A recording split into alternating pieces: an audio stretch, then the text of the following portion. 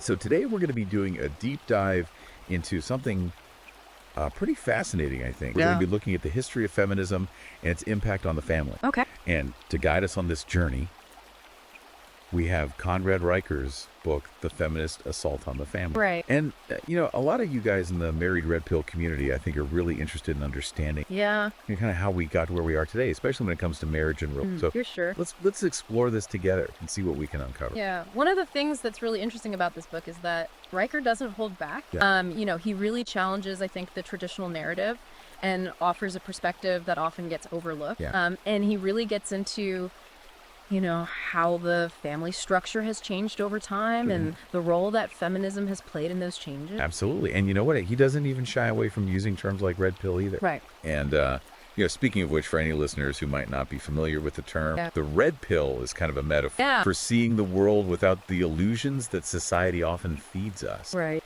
And in this context, it's really about understanding the dynamics between men and women, particularly in relationships without, all the sugarcoating. Yeah, exactly. And Reicher, I think he dives right into the historical context. Okay. He starts with the 19th century when the feminist movement began. And it's crucial to understand that women were facing real injustices back then. Yeah. Things like lack of property rights, limited political power, and, social expectations that kind of kept them confined to domestic roles. Yeah. It's easy to forget how far things have come, but it sounds like Reicher is arguing that somewhere along the line, things took a turn. That's right. So while early feminism was focused on addressing those genuine, Reicher argues that it eventually evolved into a movement that sought to dismantle traditional family structures. And he points to figures like Simone de Beauvoir, who argued that marriage and the nuclear family were inherently oppressive to women. So this is where the idea of this assault on the family comes in. Okay, so how did this shift happen? Well, where did things start to go in a direction that Reicher considers an assault? Yeah, well, Reicher highlights the emergence of the free love movement. Okay. And this was basically a rejection of traditional morality and sexual norms. Championing the idea that love and sex should be free from the constraints of marriage. Okay. It was about individual liberation and challenging monogamy. So basically, complete rejection of the traditional family structure. In essence, yes. And many feminists saw this as a way to liberate women from what they viewed as a patriarchal institution. But didn't that create some chaos? Oh, absolutely. Like some unintended consequences? Yeah, Reicher argues that this movement, while perhaps contributed to the destabilization of the family unit and the rise of single-parent households. And he uses the example of the Oneida community, which was this utopian community that practiced complex marriage. Oh, wow. Where everyone was essentially married to everyone else. That sounds like a recipe for, complications, to say the least. It certainly was, and the community ultimately faced many internal challenges and eventually abandoned the practice. I think this idea of unintended consequences is something that resonates with a lot of people in the red pill community. Yeah. This sense that the traditional family structure has been weakened.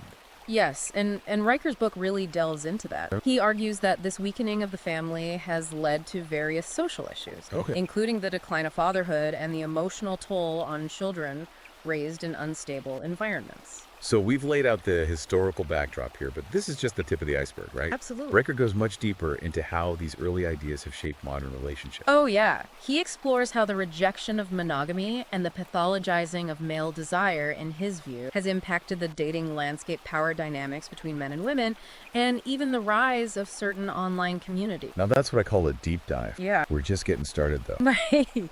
We'll unpack all of that and more as we continue our exploration of the feminist assault on the family. Stay tuned, because things are about to get really interesting. Oh, yeah. So, picking up where we left off, Reicher really dives into how these shifts in societal views have impacted the dynamics between men and women today. Okay. And one of the most compelling aspects he tackles, I think, is this concept of the sexual marketplace. Now, for our listeners who aren't familiar with this term, can you break down what the sexual marketplace is and how it relates to Reicher's argument? Sure. So the sexual marketplace is essentially the arena where men and women compete for romantic partners. Okay. Think of it like any other marketplace. There's supply-demand competition. Right. And Reicher argues that radical feminist ideology, particularly the rejection of traditional gender roles and the demonization of male desire, has drastically shifted the power dynamics in this marketplace. So how has that shift played out in practical terms? Yeah. What are the real-world consequences that Reicher highlights? Well, he points to several key developments. The rise of online dating apps, for example, has given women a much wider pool of potential partners to choose from. They can literally swipe through hundreds of profiles in minutes. Yeah.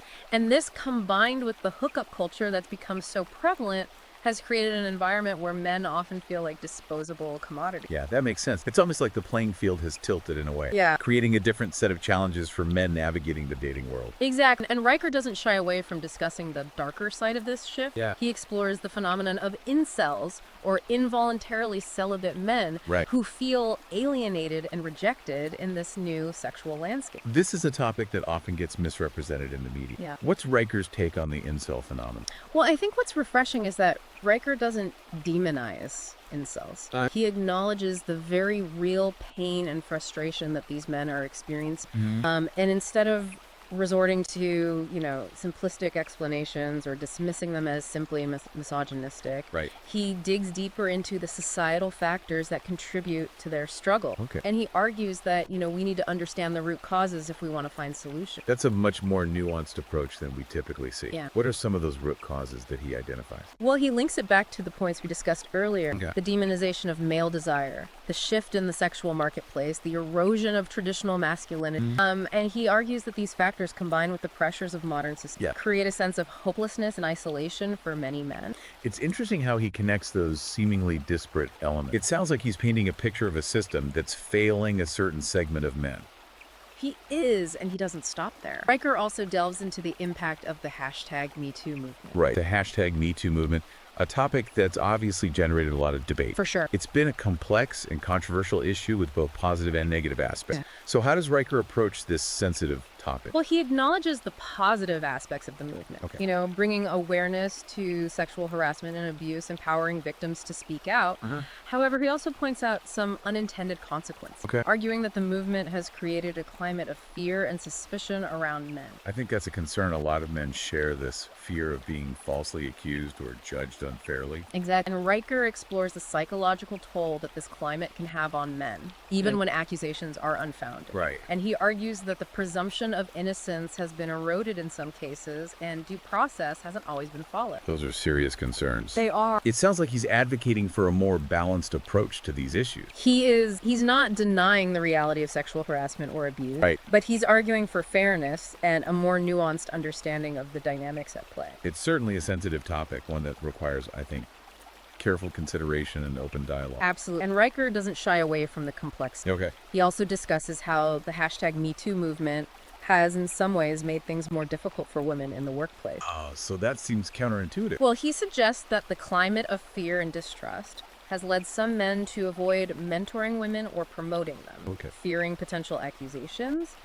And this in turn can hinder women's career advancement and reinforce the very gender stereotypes that feminism was trying to dismantle. So he's arguing that the pendulum has swung too far in the other direction, creating a new set of problems. That's one of his key arguments. He believes that we need to find a way to address these issues in a way that respects the rights and experiences of both men and women. That sounds like a tall order in today's climate. It is, but Riker believes it's essential for creating a more just and equitable society. And he's not advocating for going back to the good old days, but rather for finding a way to move forward that acknowledges the legitimate concerns of both genders. This is a lot to unpack. Yeah. And it's clear that Riker isn't afraid to tackle these controversial issues head on. Yeah. But he doesn't just critique, right? He also offers solutions, or at least pathways to finding them. He does, and that's where we'll pick up in the next part of our deep dive. Okay. We'll explore Riker's ideas on reclaiming masculinity, the role of the men's rights movement, and his thoughts on how to navigate these complex issues in our personal lives and relationships. Okay, so we've covered a lot of ground, exploring Riker's analysis,